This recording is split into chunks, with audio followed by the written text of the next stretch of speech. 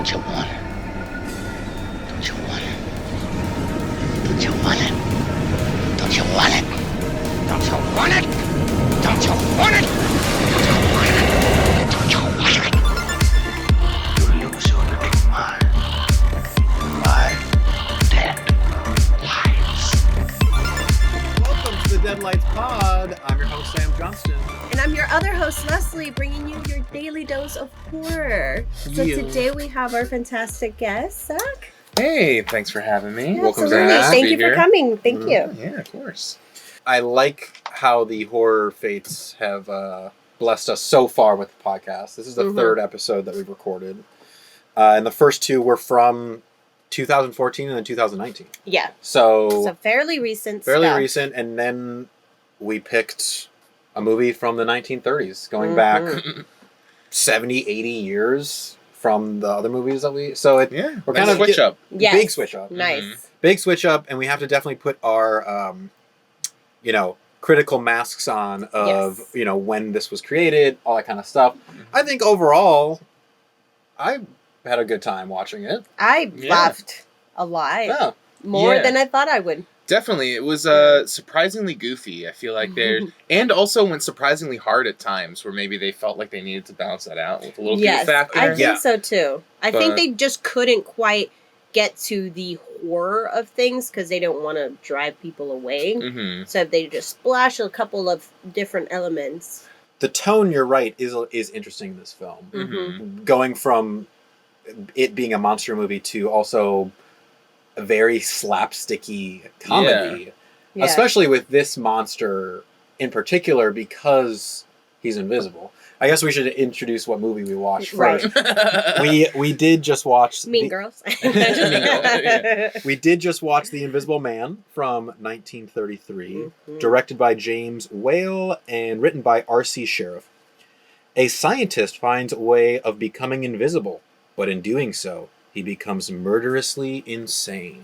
I didn't quite understand how him being invisible made him mad because it is something that they mentioned one of the testings for the dog made him like ravage. It had to do with the chemical, whatever, it seemed like it was monocaine. Kind of just like a convenient way to pair those together. It wasn't necessarily like his madness was born out of the fact that he was invisible. But just like, chemical was bad, makes you go crazy. Makes you go crazy. It was a little bit like a Deus Machina kind of moment where we're using this like ambiguous thing to just kind of explain this big like, you're right, it seemed just like a convenient way for them to just jump into the story, which I'm fine with. No, totally, because it is tight. You're looking at a tight 70 minutes. Yes, 70 minutes. True. It's a very short movie. And they get right into it, and once the movie's done, they get out.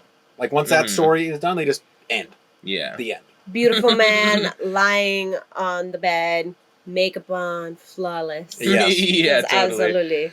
They had to be very creative with how they made this invisible man do things in the space. And there was a couple different techniques that they used. And it was all, I thought, actually pretty creative for 1933. They were really pushing it. Yeah. And they were doing good. They looked pretty good. They looked pretty good for that.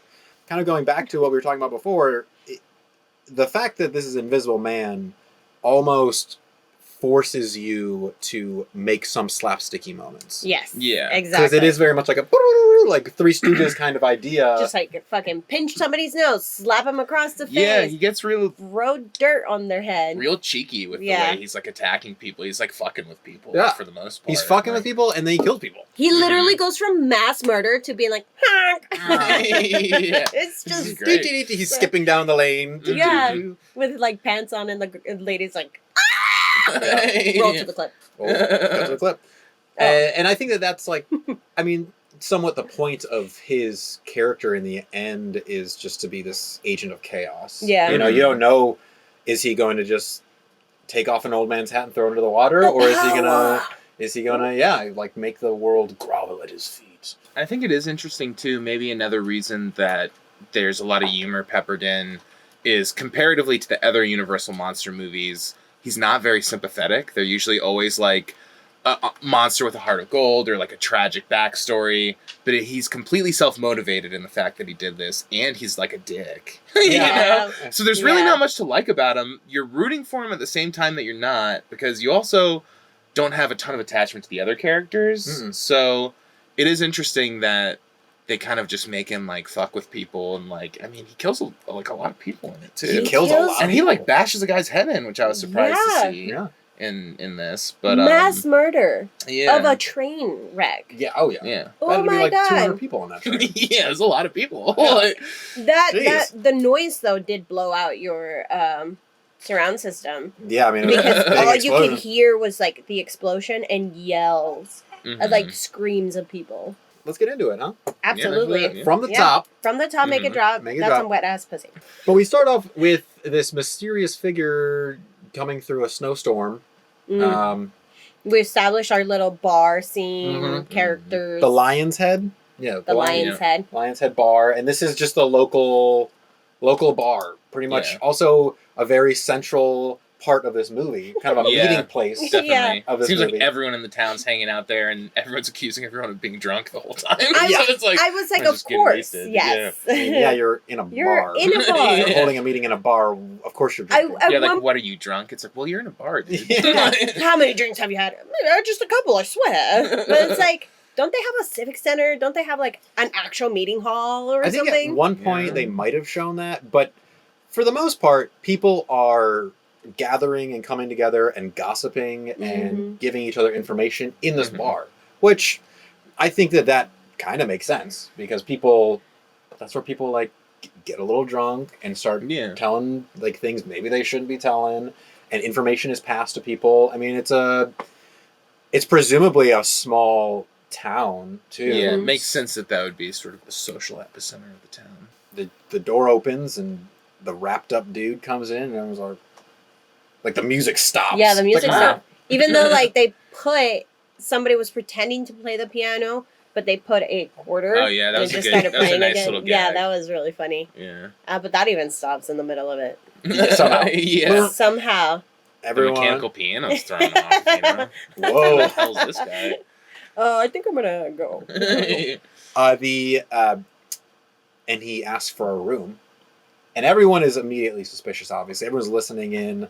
Everybody's looking at him. Everyone's looking at him. Yeah. Again, this is like, ooh, a stranger is coming to this town. This is big news. Yeah, and it's also like, oh, he's got shit all over his face. And he's wrapped up. Like what happened? Did he get in an accident? Like, who is he? They immediately thought he was a criminal. Somebody's like, he's a criminal flying from justice. Yeah. Like, I better look up your money. And he like takes like a jug with like 3 pennies in it. Not taking my 20 cents.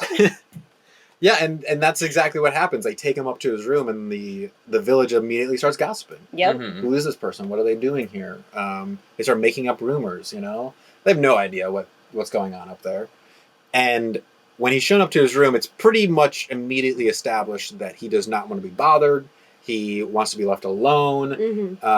He's come here to finish his work. And there's that great moment where she's like, "Can I take your coat to dry?" And he's like, "No!" And he goes, "Oh, yeah." She has that.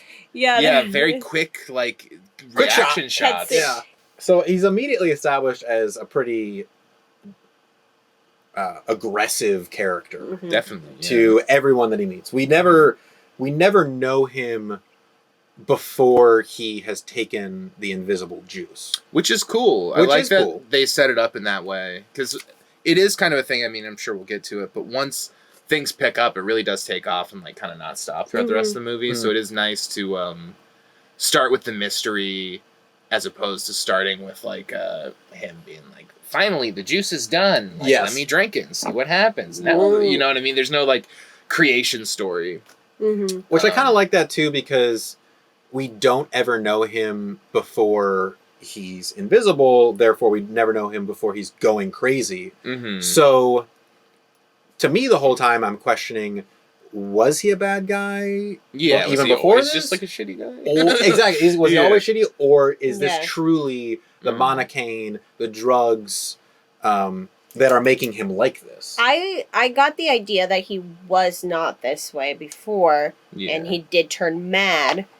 because one of the other scientists, a partner person, he said that he never kept secrets from him. So he was honest, he was respectful and stuff. So he said that, but he was keeping secrets from him. He didn't tell them. He didn't tell them about the experiments. He didn't tell them what he was working on. That is true. So, and also, we're kind of skipping ahead, but this is just talking about his motivations.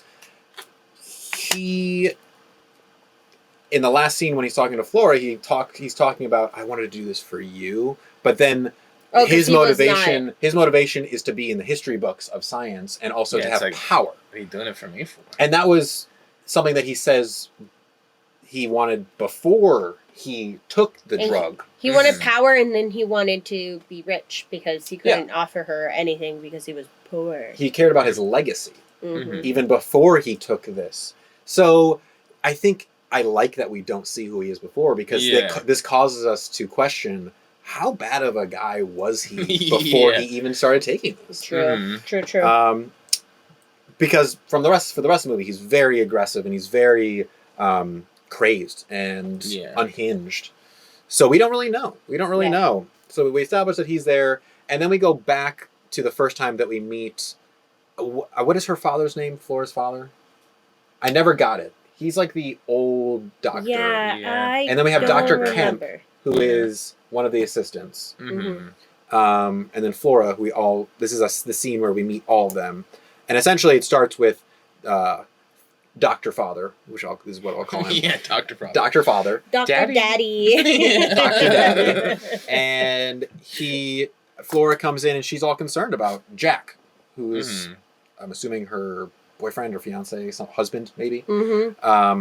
Lover. He's been gone for, I think she says, weeks or something. Like it's been an experiment. The Dr. Daddy is very much like, well, it's important for a man to go off and finish his experiments. I'm worried. And then immediately Dr. Kemp comes in. He's like, you're worried? What? Like right behind her too. She's like here. And he's like, I was like, oh my god, he wants really her. Approaching. He was really. He's like really like almost like prom picture hugging her. Yes, exactly. He's like, whoa, dude. Seriously. And he is not subtle at all, because he goes to comfort her and then immediately starts shitting on Jack's name, saying like, he would have never left without telling me. He's keeping secrets.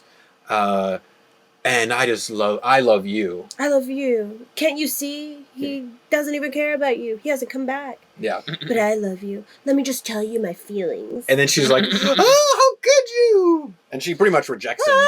And then she just like balls out, and he's like, goes over to the like floral arrangement, and he's like, yeah, that floral arrangement, very centerpiece. Lots of weird close-ups over the floral arrangement and stuff. I wondered about especially for her. Well, I think it's just aesthetic. Like you want a pretty girl near pretty flowers. Her name so is Flora. There was a really nice shot of her like around the flowers, but I'm like, I know what you're doing now that I can Yeah. I have 80 years distance from that aesthetic. You see it. I get it, but we see it. So we go back to him as he's working on what we learn is a way back, is what he says. And I'm assuming, we all assume that's a way back into being visible. Yeah. Visible. And in this time that he's working on things, the innkeeper is, coming in. She walks in on him with his like mask pulled up, and we see that there's nothing there. She doesn't see it, but we as the audience see that there's nothing there. I think she does see it, but then it's like that trick of the mind, because she only saw it maybe for like a split second. Yeah, because he pulls that napkin. Yeah. Like, Fancy with like his, can I help you? This is kind of a breaking point too, because it's now been presumed that the Invisible Man has been there for a while. For a week. Yeah, there's a time jump. There's a time jump. There's a time jump where he's been like, doing his experiments and trying to get this antidote, not paying his rent or whatever. I'm coming into money, you'll get it. It's like, really? No, but I don't think so. And the innkeeper is just like, had it. And she sends her husband up there to kick him out. And he's like, it's either you go or the wife goes, so time for you to go. Yeah. And he starts, I go, he like kicks him out. It's like, give him paid rent. He starts like trying to pack up his stuff, and then this is when pretty much the Invisible Man goes from just this quiet guy in his lab to, okay, now we're causing havoc in the town. Yeah, because he pushes the guy down the steps and he gets a my bloody God. head, bloody noggin. There. Yes. They knock him down the stairs. It was dramatic as fuck. Yeah, very dramatic. Holy shit. Like, he was just like, I get it. Yeah, she banged his head, right? Just down the 10 steps. But, like, he was like, and like, then he went to go drink beer. And it's like, what? No. Alcohol is a blood thinner. You will keep bleeding. Yeah. Like, do not do that. And then every time that she would see him, she was like, Yeah, she just kept like, screaming. oh my God, stop. Yeah. Please stop. It's fine. And then who do we go get? The sheriff or a police officer. What's all this? Sure this thing. What all this then? He comes in with his little mob of guys. Yeah. I guess. The little parade of all the, like, it's like, what's going on?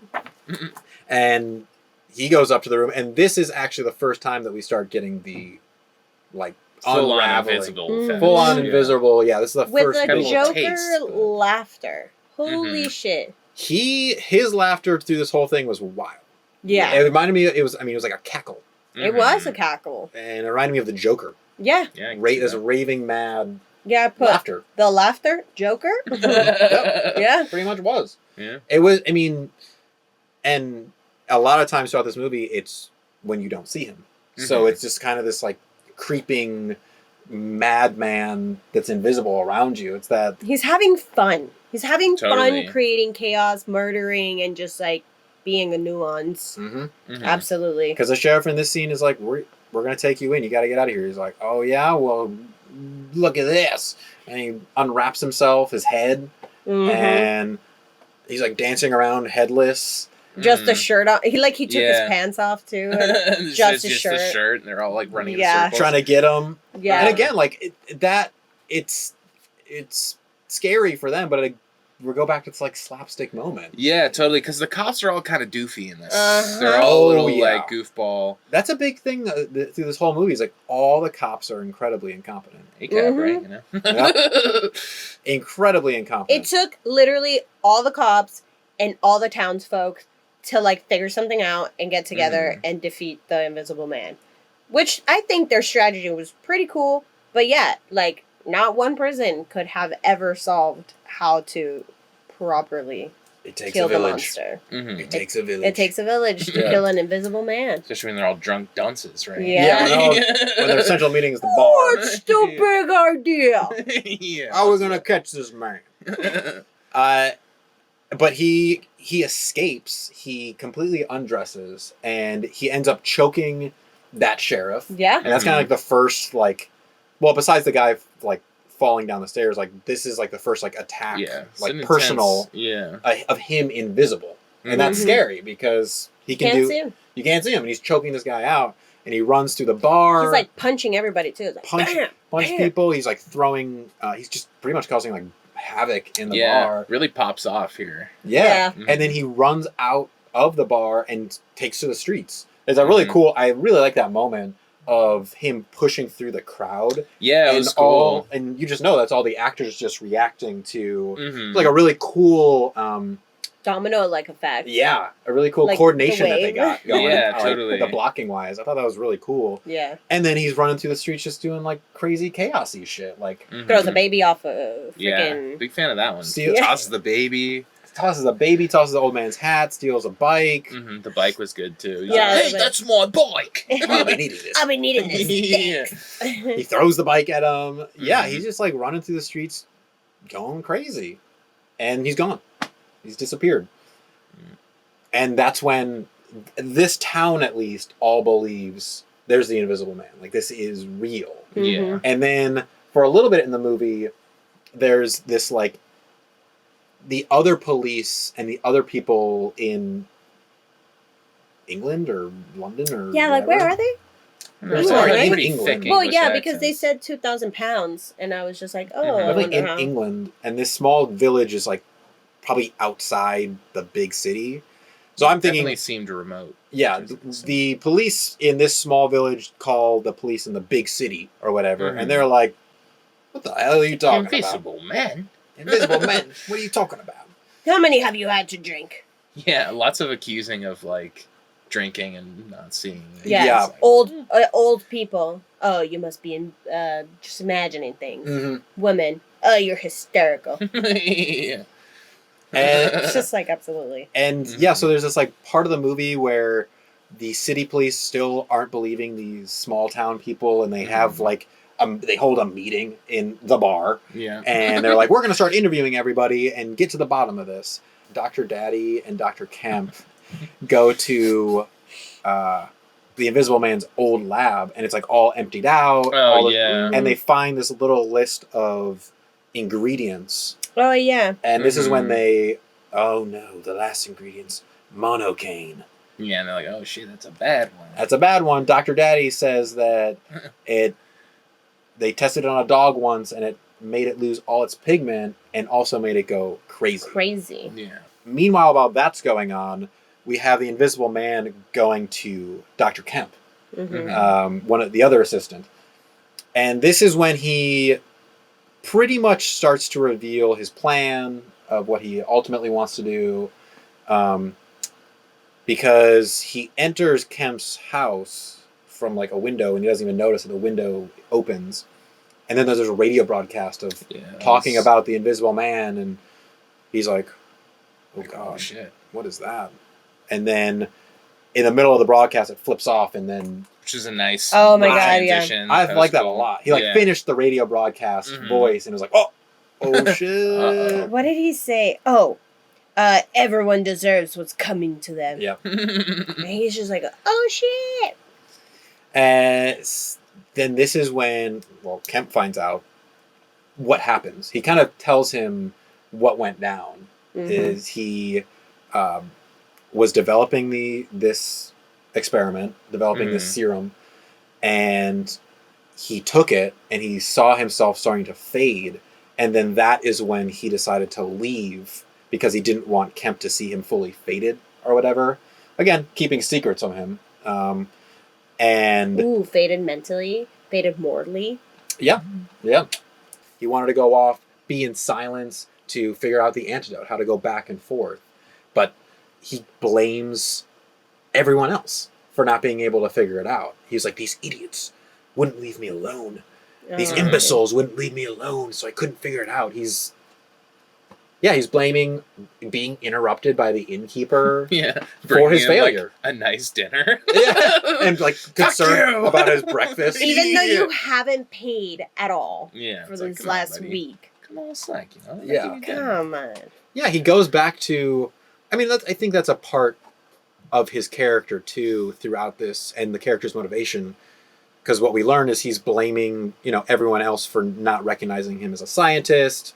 And he blames the world for a lot of things, and ultimately he's angry at the world for putting him in this position of, pushing himself to science, to this brink of science.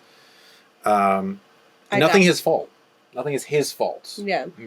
It's the world's fault. And that's why now he wants to make the world grovel at his feet. Yeah. And he and Kemp will team up to... Oh, yeah. He's like, I must have a partner. Yeah. It's like, I'm so glad you're in, Kemp. Yeah. Didn't absolutely. Ask, meanwhile, Kemp is just like... Even though like, earlier he was like, I'm strong, I can strangle you. But I need you as my partner. Doesn't that sound good, Kemp? Kemp, during this whole interaction...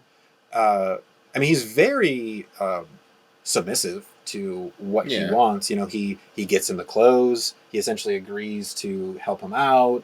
I think it's because also, too, the Invisible Man is establishing this overarching threat that he could always be in the room without you knowing it. Yeah, totally. Which is like, okay, well, maybe I should probably do what this guy says, because that's pretty scary. Right. Because there is a moment where he's like, go downstairs and wait for me in your office. And Kemp goes downstairs and he's going for the front door. And then the Invisible Man is like, I said your office. I could be in any room at any time watching you, blah, blah, blah. So that is an established, like, overarching fear that everyone has. Is that really? He could be in this room right now. Yeah, totally. Turn down the heat. Ah! Or give him some food. The Invisible Man essentially says we need to go get my books from the inn. Because while that meeting's going on. Yes, this is while they're doing the interviews and all that kind of stuff. He comes up with a plan to go and get his research because he wants to continue doing, getting this antidote, figuring it out. I think at one point he even says, "I'll turn you invisible, Kemp." Yeah, and we can be like fading out, in and out. Yeah, he's like, "I'll make you invisible. Give me a break," something like that. And they drive over to the Lion's Head while this meeting is going on, and very easily Invisible Man comes in, goes up, gets his books, and throws it out to Kemp. But that's not enough for him. Oh, look at this opportunity. I can literally... They think I'm not here. It's not real. Let me prove them wrong. And they're literally like saying like, "There's no way there's an Invisible Man here." Like at the time that he's going in. Yeah, it's like that moment is when the city cop is like, "I have made a determination that this is all a hoax." Oh yeah, you guys will be the embarrassment of the United States or something like that. What a douche. And I really like the scene of Griffin just splashing ink on him. It's black and white, so like it kind of looks like blood because he ends up dying from a bench to his head. Oh yeah. Yeah. So yeah, pretty intense. Really like that. Yeah, this is like one of those first moments where it's like he's first again starting with this like slapstick moment of spilling ink in his face, like, "Oh, egg on my face," literally because he just said it was a hoax. And then he like is, doing more like bottle throwing and like people are just kind of like running around crazy. Exiting from windows. Exiting from windows. Again, it's still like funny, but then it ends with this moment of him choking out the city cop and then bashing his head in. It's just like, oh damn, he's going hard. Like that was different. That wasn't like, and then he runs out and says, "I just killed a silly little cop." No, he asked, "Did you hear the screams?" Yeah. And the Kemp was like, "Yeah, what was that?" And he was like, "I just killed the policeman." You'll learn soon. I think that's what he like tells him afterwards. Ugh. Yeah, he's just going wild. He's unhinged. Yeah, he's completely unhinged. Unhinged. And Kemp is still terrified. Kemp is still trying to figure out what to do. He's like keeping it pretty cool, but you can he's tell still keeping it cool. Sweating a little bit. Sweat there. Whew. He's keeping it cool, but he's like, fuck. After that, it's like now everyone, the whole police force is sold. Like, okay, there is an Invisible Man. There's a confirmation. Extra.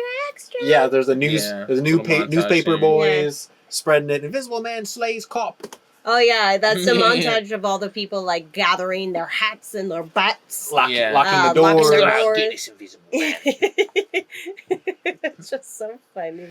And there is a reveal after that whole little montage when we go back to the Invisible Man, like freaking eating and demanding shit from Kemp. Like, "You're gonna bring me breakfast at 8 a.m. in the morning, and you're gonna do this, you're gonna do that." And then he was like, "The only way people are gonna catch me is," or something like along the lines is like, "My food digests. You can see the food. So you can see the food. Yeah. Fog, you can see me.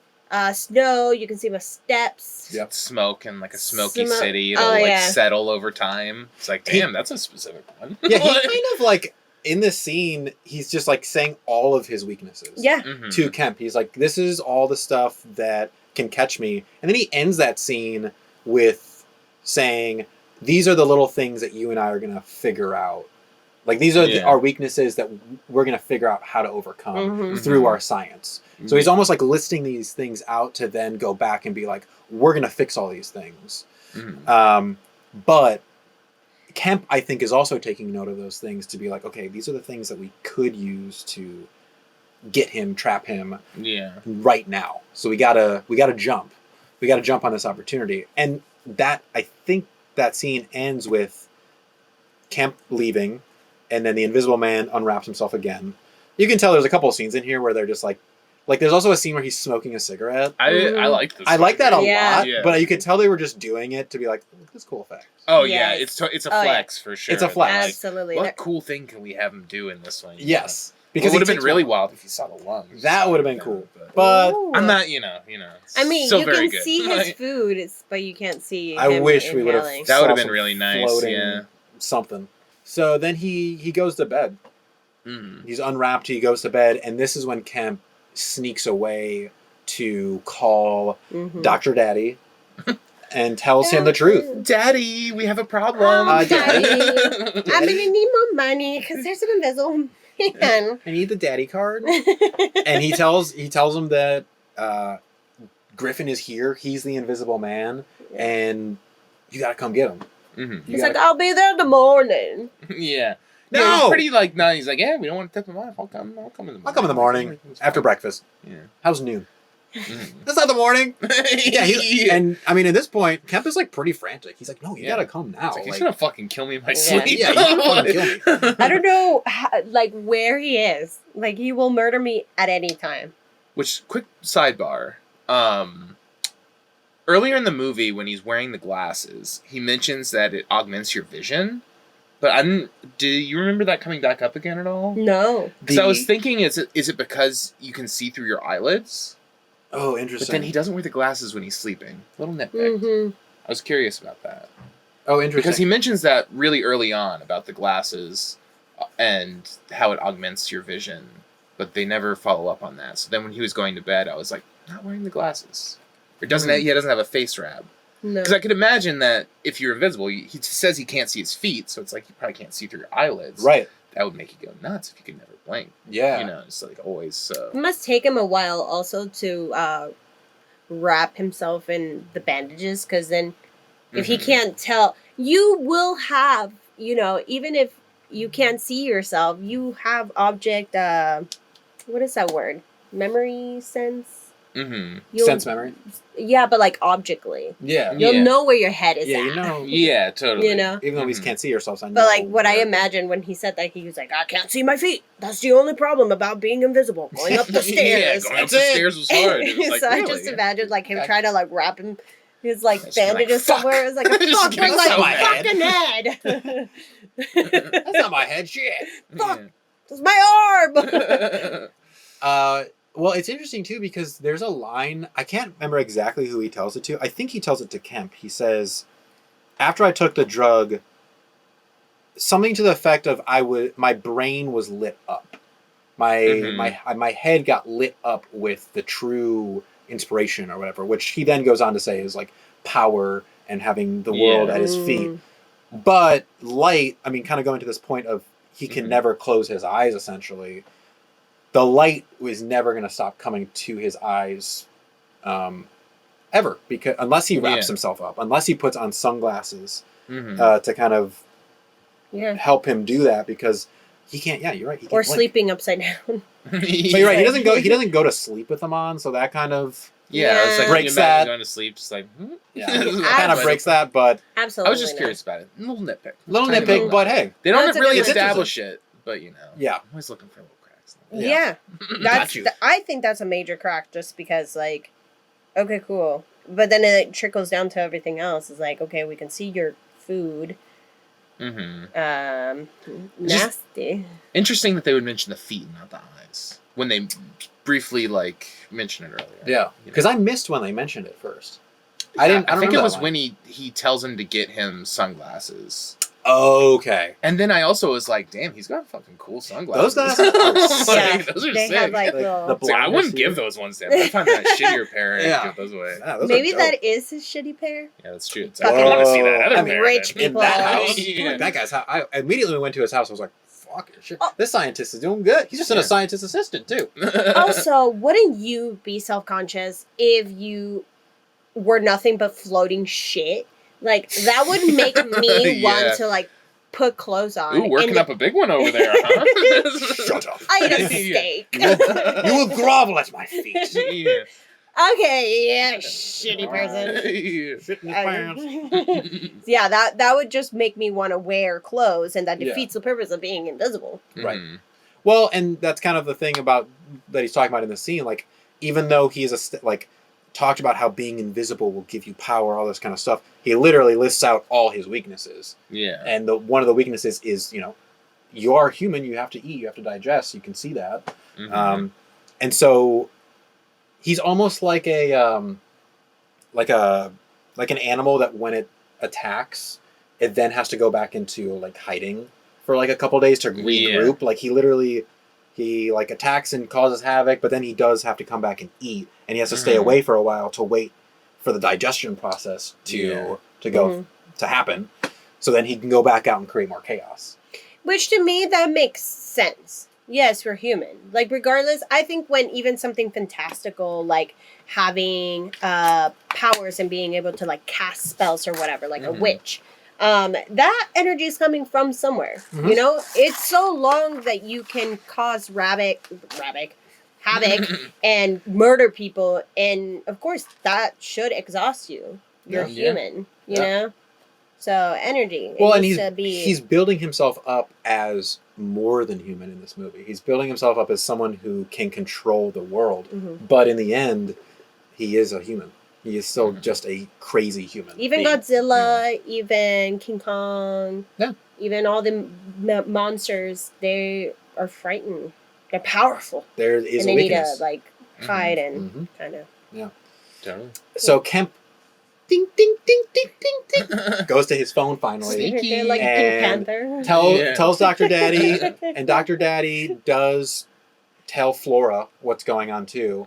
She doesn't seem to react that hard. Yeah, she's like, all right, let's go. Well, we gotta go. Well, she's not reacting because she told him, like, Daddy, I'm not scared.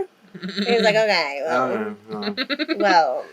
Yeah, because she wants to go over, because she thinks that she's the only thing that can, like, help and tame him, I guess. Absolutely. She's another one of his weaknesses. Yeah. Absolutely. And another one of, like, his connection to being human. So she wants to go over there.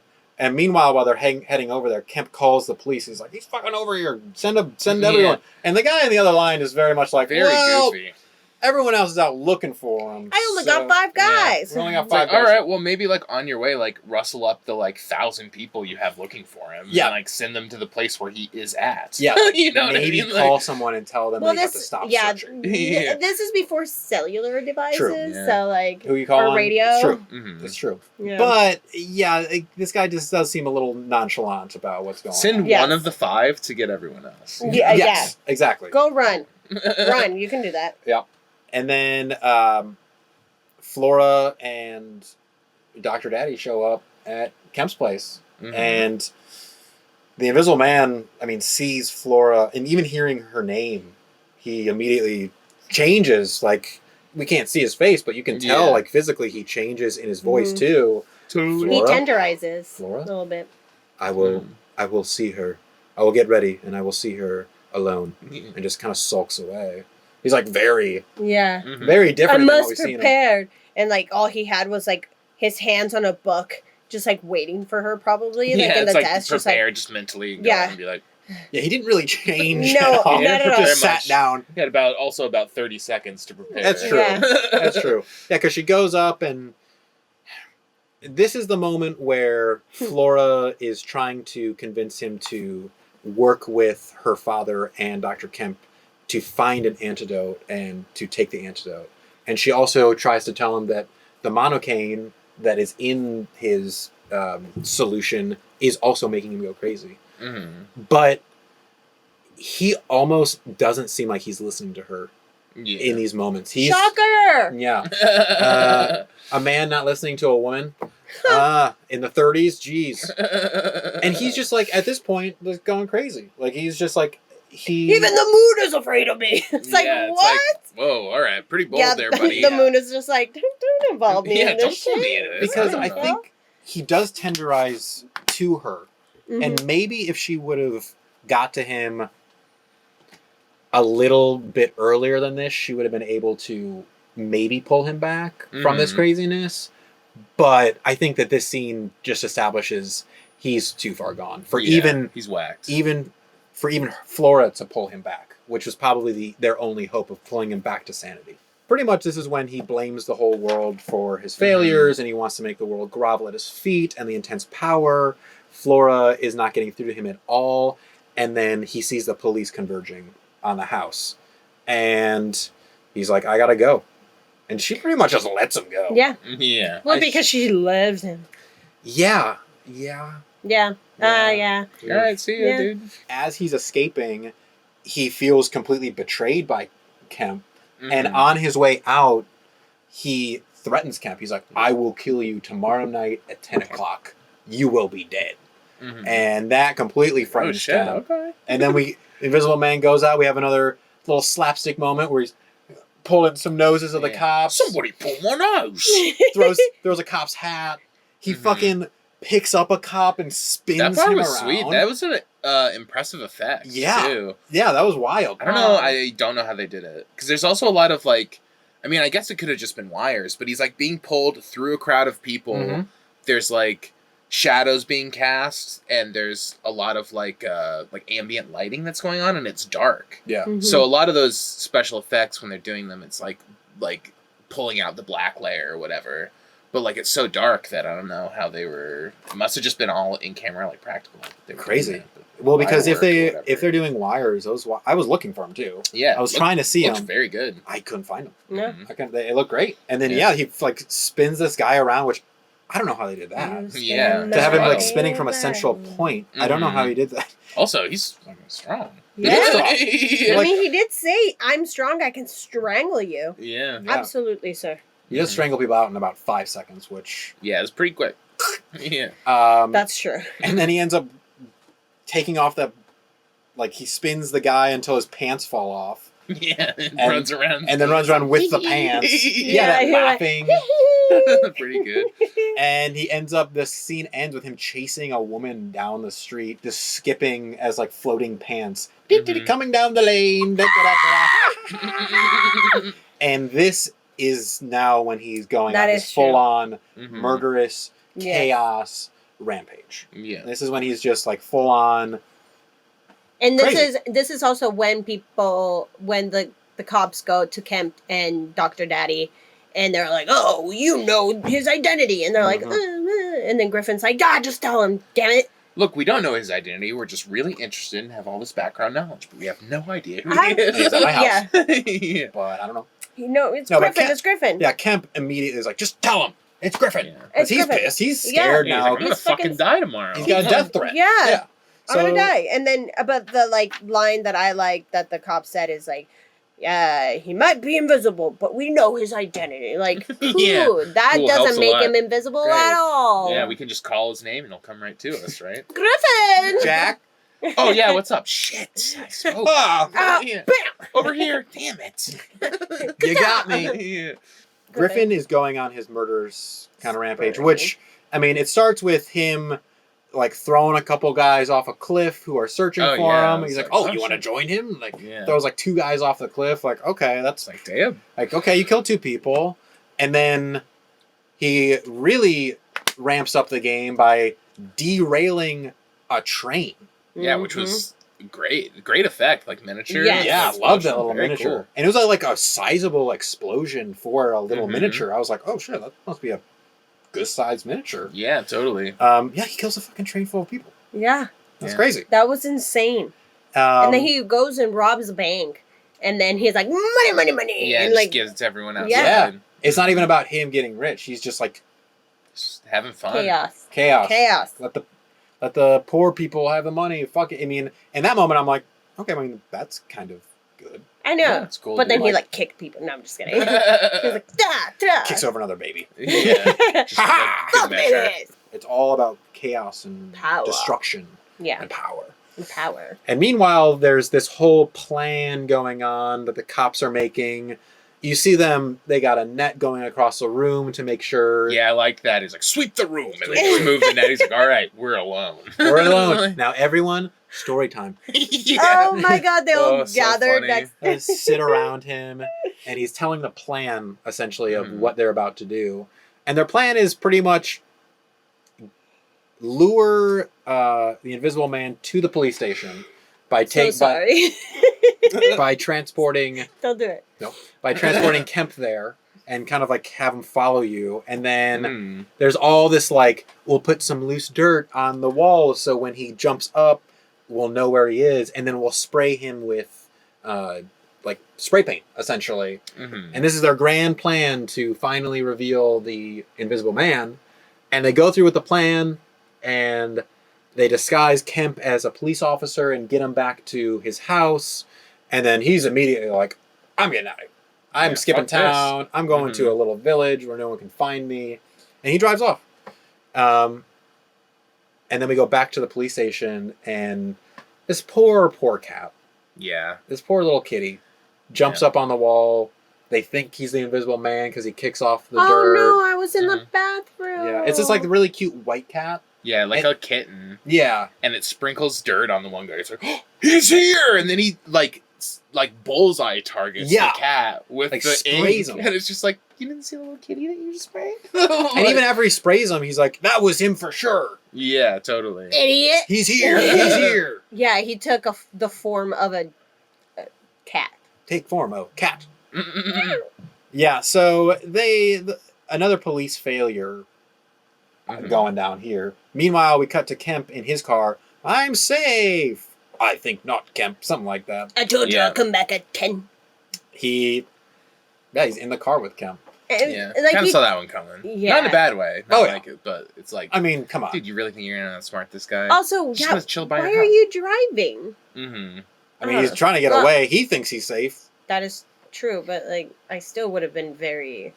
I probably would do a lot of like pat downs, just like reach to a seat and be like, okay, no. Yeah, just like punch Ah, everyone. ah! Punching the air. Like a sharp stick or something. Yeah, I mean, if you're this paranoid about this guy, like... I would have definitely been. Mm-hmm. And that police plan was like so like... I don't know, like... Elementary. Almost like overplanned. You know, it's like, oh, look at this grand plan that we have. It's like so valuable, though. You know, it's like, obviously that was going to fail. And then he... Not the best idea. Not the best idea. So he ties up Kemp and takes him to like this cliff and... Sayonara. Bye-bye. Bye-bye. Takes off the emergency brake. Bye! He tells him exactly how he's gonna die, too. Yeah. You're gonna somersault and blah, blah, blah. And Break I'm like, both legs and then do Yeah, this it's and like, then do that and then probably die here. But in reality, I'm sure he died during that first explosion. Like, the car goes over the cliff and I don't even know if it hits anything before it explodes. Blows No, right up. Yeah. I was like, you forgot about that. Oh, yeah, I put dynamite in there, too. Just make sure. Oh, God. And Kemp is dead. Kemp is gone. Rest in peace. Right out. R.I.P. And I think there's even a line in the next couple scenes where a police was like, well, you know, that could have just been a drunk driver or something. Like, still, like, not accepting that Yeah, that like, was dude, obviously... You're in the thick of it now, man. Come and on. that was the guy It's that the he... Invisible Man. He said he was going to kill that guy. Yeah. And now he's dead. Yeah. It must just be a small town coincidence. That's weird. Isn't that weird? Huh. Yeah. It's all the people's fault. It's all the people's fault. Yeah. Well, I mean, the police in this movie are so ineffective. Like, this grand plan that they're supposed to put together is just so, like, overdone. They all talk like this. And they're also confident in the plan, too, though. Like, they're all goofy looking, too. Just like... unkept mustaches. Yeah. Trim, buddy. Yeah. Yeah, they're doofuses. They're all dumb. Yeah. And then, but what ultimately, in the end, how they catch him is almost just by coincidence and from like a common person, because he goes, it becomes like a super winter storm, and then the Invisible Man finds a barn to stay in, and he gets himself under some hay and goes to sleep. Kind of another nod of like, this is a human man. He needs to sleep at some point. He's also naked in a snowstorm. He's naked in a snowstorm. Like, he is still only human. So this is another weakness that he has. Like, he has to go and find shelter, or else he's going to die. He has to sleep, you know, because he's a human.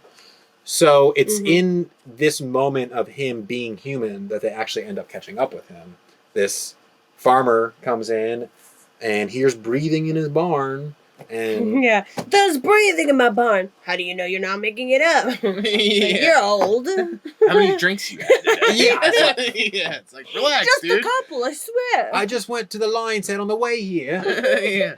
But even then, like, come on, you're still questioning this? Like, let's go. Let's mobilize. Yeah. And they do end up mobilizing the troops to go to this barn. And their plan is to burn the barn, kind of smoke them out, essentially, and then follow his footsteps to kill him. And they all made like a barrier from commoners and Mhm. cops. Mhm. There's a lot of people there. There's a lot of people there. That man's dead. They're not going to let him go again. They're not going to let him get past this time.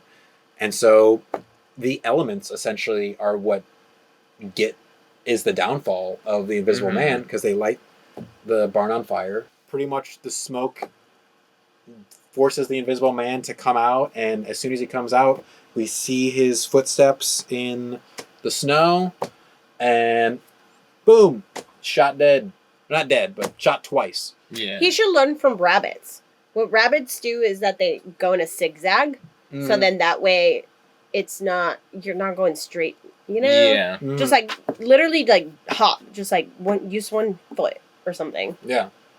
I found it funny. Yeah. I kind of found it interesting too that in this last moment this is essentially the last moment that we get of the crazy Invisible Man running free. He doesn't say anything when he comes out of the barn. Yeah, it was a little surprising because he is so like unhinged throughout the rest of it and I understand they're focusing on the effect, which was cool, of the feet in the snow, but he's just very like slowly walking out, and it's like, this is like, you're gonna die, dude. Like, you know, like they know where you are. Yeah, he doesn't say it, and then he just gets shot, and we do see the body like fall. Yeah, also a cool effect. Really Very cool effect. And they got him. They got him. And then we cut to hospital. The last part of this movie, the hospital. The doctor establishes in this moment that he's gonna die. He got shot in the lung, so he's gonna die. Pretty bad. Pretty bad. I am surprised he didn't die sooner. And can you speak? If you get shot in the lung? Yeah, you start like bleeding internally. You start breathing blood, don't you? I would think. I don't know. I mean, I don't know. I'm not a doctor. But Clearly. this doctor says that he's gonna die soon, and when he dies, the chemical is gonna wear off, and he'll become visible again, essentially. But he's asking for Flora in this last moment. So Flora arrives and is by his bed while he kind of says his last thing, which is about kind of a self-realization moment of saying, like, I've gotten here because I've meddled in something that man shouldn't meddle in. And that's the last thing that he says. And he just... A man must leave alone. And then, no, Daddy! Dr. Daddy! Dr. Daddy! Dr. Daddy, no! Give me your credit card, I'm sad. Go shopping. She's all fucking decked out with that big ass Big coat. fur. She got like, all right, let me rush over there and find all my furs and get ready. You know? Give me 3 hours. Yeah. And then the final shot is we get the reveal of Jack. which I really like that. It was cool, yeah. Really cool. Really, really cool. Because you see the skull come in first, and then the skin kind of coming over the skull. It's a cool effect. Definitely. It's a nice little ending to the movie with this very cool effect. It's a movie full of other cool effects. I wasn't sure which layer they were going to keep. So, like, you first get the skull, and I was like, it's just a skull. And then you get skin, and I was like, he's bald. Oh, no. And then, like, you start seeing, like, no, he's, like, regular. It's interesting, though, that we do see the skull first, and it is kind of scary. So, and this whole movie is about this invisible being, and on the inside, he is scary. Like, he is a monster on the inside. But then we continue fading past that, and then we finally see that he is just a man. He's just a scientist that got lost within his experiments. Yeah, the orchestra starts playing loud again. We start paneling out. Yep. And he's like, oh, fuck. He was human. And we're done. And we're done. The end. Yeah, just... He's dead. It's over. It's over. You know, there's nothing else going on here. That's how a lot of these Universal monster movies end. Like, once they defeat the entity, done. Movie's over. It's the end. Yeah. There's no epilogue, really. There's no what happened to them. It's over. We started this movie pretty, like, in the story already, and once the story is done, the movie's done. Yeah. And that's kind of nice. I wanted an epilogue of that dog. Invisible dog. Invisible dog creates havoc. Stealing hot dogs Yeah. from like Really good. vendors. Yeah. Yeah. So let's do how we always end things here. A couple Smash Pumpkin ratings. Absolutely. Out of 5 Smash Pumpkins, what we think this movie deserves. Mm-hmm. And let's start with you, Zach. I mean, it's pretty solid. I'd say it's a heavy 4. Heavy 4. Heavy 4. Maybe, We also maybe even a light. Do you do halves? We do halves. like even down to 0.1, 0.2, 0.3. Oh, you're doing. Oh shit. Yeah. Okay. We've needed it. Yeah. Some We've never gone like point. 0.15. Okay, Just 1 yeah. point. 1 point. I think that's fair. Okay. We can't go crazy here. Yeah. Or half of a I'll do like a 4.2 then. Cool. Because sometimes I do the heavy light. It's like heavy 4, light 4.5. So I'll go I see. 4.2. Yeah, 4.2. 4.2 sounds good. What were some of the things that stood out to you? I think structurally was the biggest thing that surprised me. That it really kind of had an energy that kept going because they kept sort of his antics always like mounting, and also the fact that there's that big time jump in the beginning. But the fact that it took place over such like a short period of time, and kind of, I guess I expected it to have like more longevity and be like jumping time more. So I thought it was refreshing that it starts, he's already the Invisible Man, and then once things pop off, it kind of just is like you're following that happen. You know what I mean? Yeah. So I like that aspect about it, the structure and the kind of trajectory the way the story went. Nice. So. I'm gonna give it 3. I thought it was really fun. For me, I don't know, I found more comedy in the horror, and again, not trying to just, be biased of the time period. But I think in general, if I was a person watching this back in the day for the first time ever, seeing these graphics and stuff, I would have been scared. Yeah, but there were elements of comedy in there that I really appreciated too. So yeah, I'm giving it a 3 for the special effects. I thought that was amazing. Yeah. Yeah. That is a big thing that stands out. And I think that, the tone is interesting in this movie because we're going back and forth between these hard slapstick moments and these like really dramatic death scenes. That train wrecked me. Yeah. I was like horrified. Yeah. To me, it was cool. It was It was really cool. It was very cool. And to me, for the most part, going from those two things works, or they do it well. I think there was a couple times where I was just like, okay, I don't know if like I'm supposed to be laughing or supposed to be. I don't know what they were going for in those weird moments. tone. It's a weird tone. It's a very weird tone. You don't know when they're joking. Yeah, and I Yeah. like that too. And I do think that for the most part it worked, and it worked with the story that we're following because we're following this crazed individual. It feels like that's how his brain is kind of going. And he's making chaos for fun. For no other reason really than just to make chaos. Yeah. I like his character. I like I especially like the effects, obviously. I think I'm gonna give this movie a solid 4. Nice. For all the things that I just talked about. I think the tone really is the only thing that really threw me off in any of the moments. Yes, some of the performances were a little overdone, but some of them were really good though. Some of them were Claude really, Rains is great. Like it's super wacky, but like it's fun. Well, and he had to be so physical in this movie, and his voice mattered so much, and that laugh was just like it was scary. It reminded me the way that we don't see our main character, and the lack of emotional like register. Yeah. It reminded me of the Eyes Without a Face. Eyes Without a Face. Yeah. They have to be absolutely like physical. Yeah. To I love portray what we can't see. Yeah. So I think it's well acted in that sense. They both those people had to rely on their physicalness to. I think what I find really hard about these movies is just how, it was back in the day, so of course we didn't have a lot of these like conversations about how just women in general are being portrayed and just like thought of being hysterical. Oh, totally. Yeah. So watching anything like past this time. Even in the 80s, we get shit like that. Oh, yeah. For sure. Yeah, it's still in the 90s, too. It's just, like, things... yeah. And to me, it's like, it's something that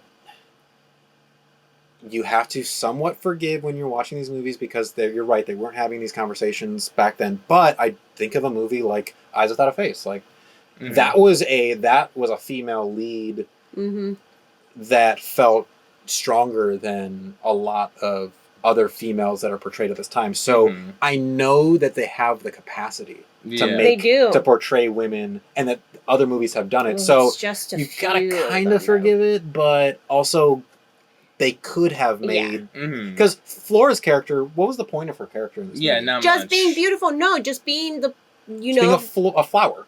Yeah. Being the pretty thing that is going to tame the monster, and it's just like, ugh. And she wasn't even the thing that tamed him.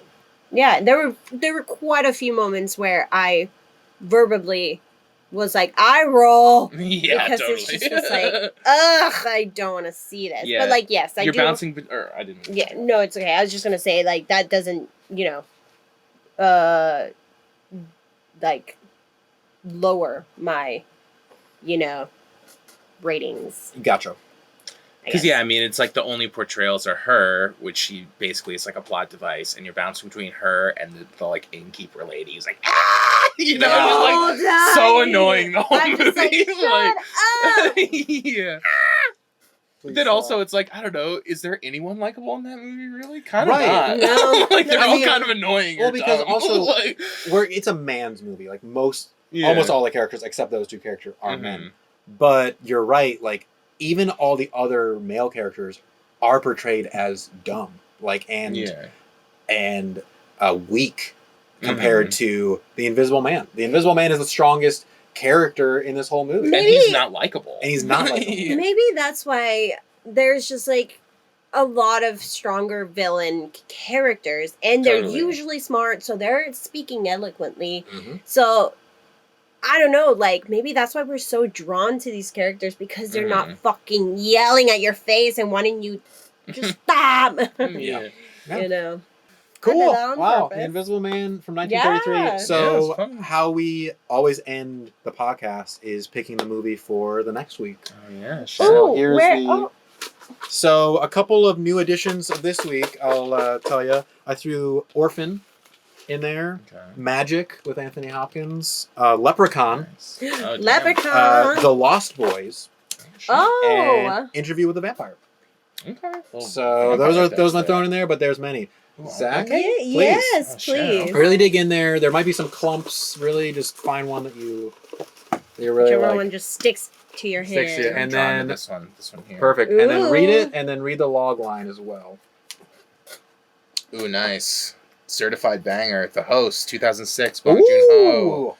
Monster emerges from Seoul's Han River and begins attacking people. One victim's loving family does what it can to rescue her from its clutches. Ooh, I don't think I've seen this. Ooh, you're in for a treat. It's a real good one. Yeah, this is one that I watched last year, during last year's 31 Days for the first time.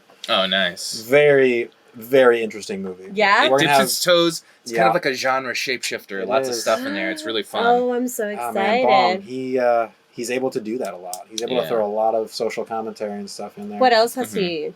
Parasite. Yeah, that's just in the Parasite. Okay. This was the first one of his I saw, and it was definitely like, well, this guy rules. You know what I mean? I am so excited because I truly, truly enjoyed Parasite. Yeah, I mean, it's definitely a monster movie. Again, we're going to another monster movie. Well, thank you, Zach, so much for being here. Thanks for having me. Yeah, it was fun. Please plug yourself if you like. Yeah, I don't know how to plug myself. Okay, that's okay. But thank you. Of course. Yeah, absolutely. You got it.